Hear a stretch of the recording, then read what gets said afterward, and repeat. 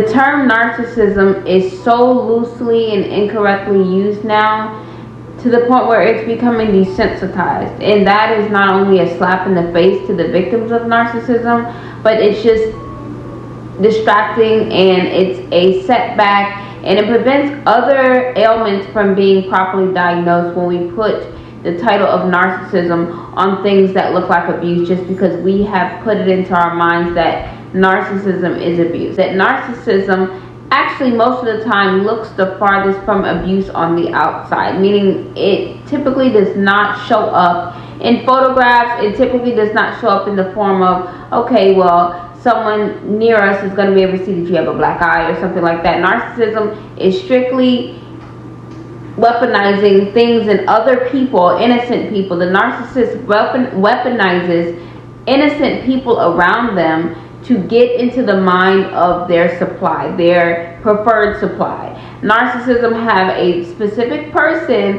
who they desire to be their supply, who they desire to give their all to, who they desire to have the number one spot in their life. That is who we refer to as a supply. So when a narcissist is setting out to hurt the victim, the narcissist typically goes for the brain. If not anything else, the narcissist is very low-key about what they do. The narcissist is not very aggressive at the eye level. The aggression comes from the damage that the narcissism strategically plans to do to the brain. And this is typically at the hands of someone who is innocent, another person who thinks that they have gotten the narcissist's heart, when truly a narcissist, it doesn't cure. Narcissism is not something that we can cure.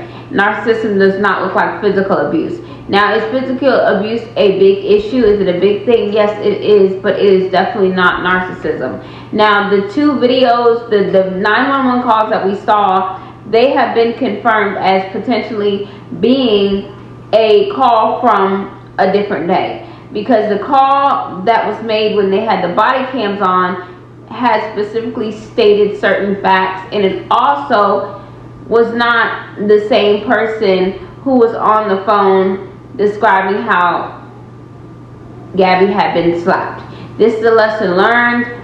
Young people, their cortex is still developing, and things happen and they can be irreversible.